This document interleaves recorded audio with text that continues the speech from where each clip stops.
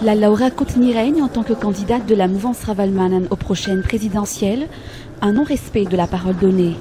C'est ainsi que le président de la transition Andrzej Zoellner a qualifié sa présentation aux élections, des agissements qui démontrent que pour certains, la vie de la nation n'est qu'un jeu.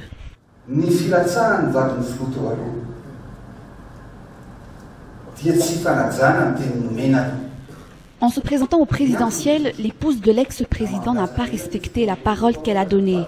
En effet, c'est comme si l'ancien président se présentait lui-même aux élections. J'aurais pu également présenter ma femme en tant que candidate. Ma femme qui serait élue à coup sûr si elle s'était présentée. Seulement la vie de la nation n'est pas un jeu, tout comme ma femme ne sera jamais ma marionnette et n'acceptera jamais de l'être.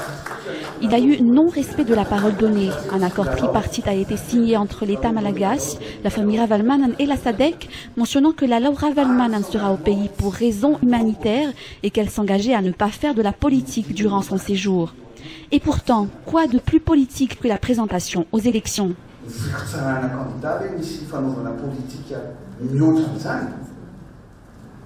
Du fait de la violation de l'accord tripartite par la famille Ravalomanana, le président de la transition rencontrera demain le chef de la Troïka pour discuter de la situation. Par ailleurs, en ce qui concerne les élections, le président juge urgent la mise en place d'un autre accord politique, à savoir une convention de paix. Qu'est-ce que cette convention de paix? Actuellement, le climat est tendu. La population n'a pas l'assurance que la situation va s'arranger aussi bien avant, pendant qu'après les élections.